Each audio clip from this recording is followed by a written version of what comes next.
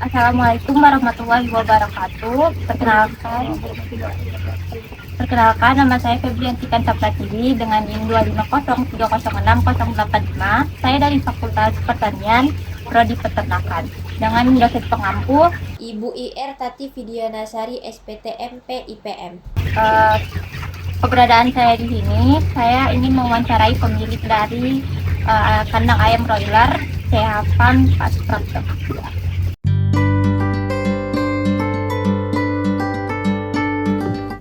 Jadi setelah saya melakukan wawancara dengan Pak Suprapto, saya mendapatkan informasi bahwa CH Farm ini sudah berdiri sejak tahun 2022 Desember. Jadi hingga sekarang sudah beroperasi sekitar 3 tahunan. Nah, Pak Suprapto ini melakukan kerjasama dengan PT Leong Andalan Sehat dengan sistem kemitraan, di mana PT Leong nanti akan memberikan sapronak seperti bibit, pakan, dan obat-obatan. Sementara Pak Suprapto menyediakan kandang, juga mengelola pemeliharaan ayam hingga masa panen. Nah, sebelum DOC datang ini, Pak Suprapto akan membersihkan dan mengecek peralatan apakah sudah berfungsi dengan baik, dan juga akan mengecek ventilasi serta pemanas apakah berfungsi dengan baik. Nah, pada periode awal pemeliharaan itu, Pak Suprapto memelihara ayam sekitar 24.000 ekor. Selanjutnya, tipe kandang yang digunakan oleh Pak Suprapto ini adalah tipe kandang closed house bertingkat 2 dengan ukuran lebar 20 meter dan panjangnya 120 meter dan tinggi sekitar 5 meter dibagi 2. Nah, menurut saya kandangnya Pak Suprapto ini sudah sangat memenuhi standar SOP karena kebersihan kandangnya itu terjaga serta fasilitas di dalam kandangnya itu sudah sangat lengkap menurut saya, karena dalam kandangnya itu sudah terdapat heater, blower, cooling pad, dan juga tempat pakan. Tempat pakannya ini tuh mendesain tempat pakan yang digantung atau bisa disebut dengan super feeder. Jadi tempat pakannya itu digantung dan fungsinya itu untuk biar ayamnya itu nggak nginjek-injek makanannya. Kalau bisa ditaruh di bawah kan pasti akan keinjek-injek. Dan juga super feeder ini tuh ada banyak sekali, dia merata dari ujung ke ujung itu ada banyak, jadi semua ayam tuh dapat makannya itu secara merata.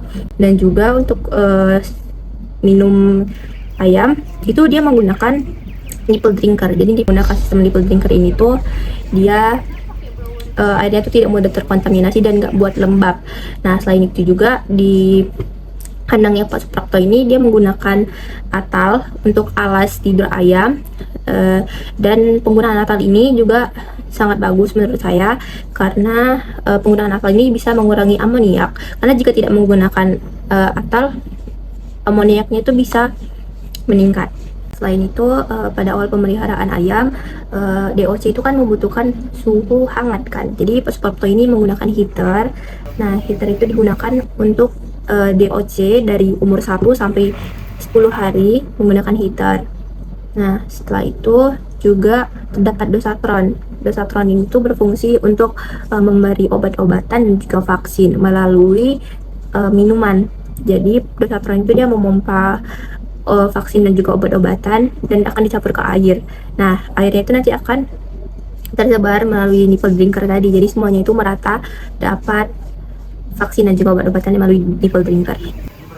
Dan penerangannya juga sudah diatur sesuai dengan kebutuhan ayam. Jadi manajemen pemeliharaannya itu menjadi lebih efektif dan risiko ayam untuk stresnya itu jadi menurun.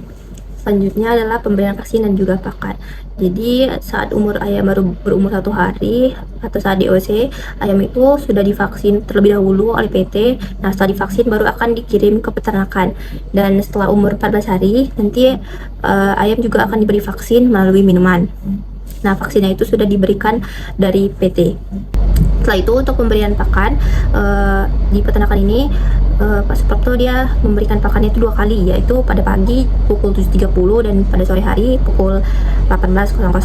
Nah, yang memberikan pakan ini ada karyawannya.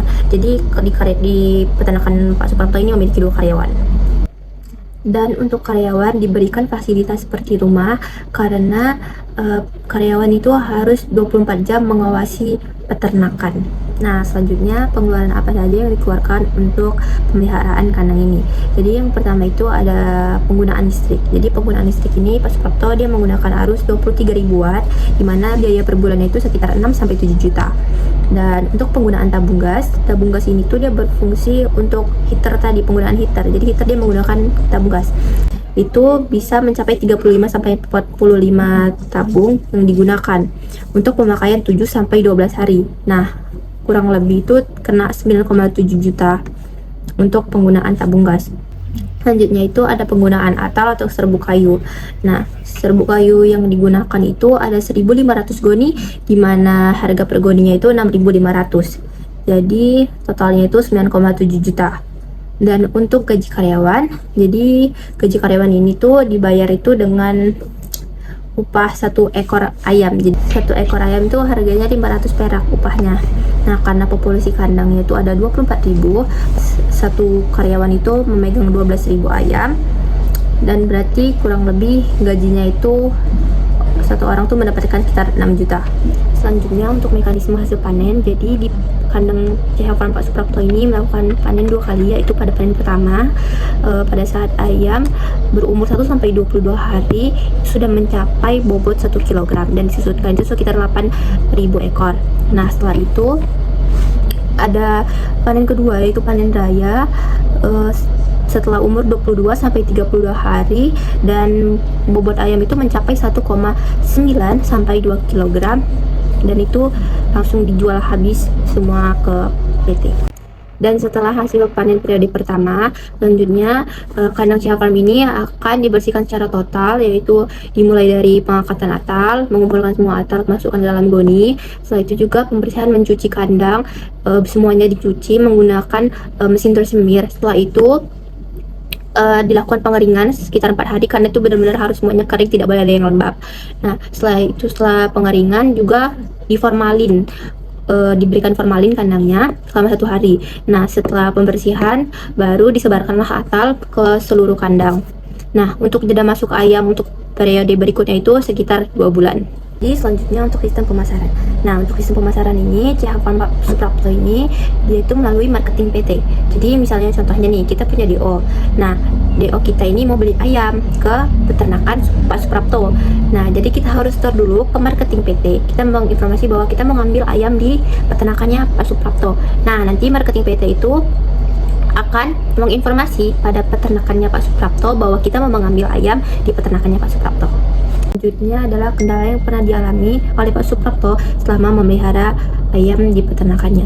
Jadi ayam di peternakannya itu pernah kena sakit cakreh atau senot, dan cara penanggulangan Pak Suprapto itu adalah dengan mengkoordinasi dengan petugas penyuluh PT, dan setelah itu nanti saat pihak PT menerima laporan, maka pihak PT nanti akan datang dan akan memeriksa kondisi ayam. Nah, setelah itu pihak PT nanti akan memberikan arahan untuk pengobatan, bahwa obat apa saja yang akan digunakan, dan nanti Pak Suprapto akan membeli obat-obatan tersebut dan nanti akan diberikan kepada ayamnya. Jadi sekian video penjelasan saya tentang mengenai pemeliharaan kandang ayam broiler CH Farm milik Pak Suprapto. Mohon maaf jika ada salah kata. Wabillahi taufiq wal hidayah. Wassalamualaikum warahmatullahi wabarakatuh. Terima kasih semuanya.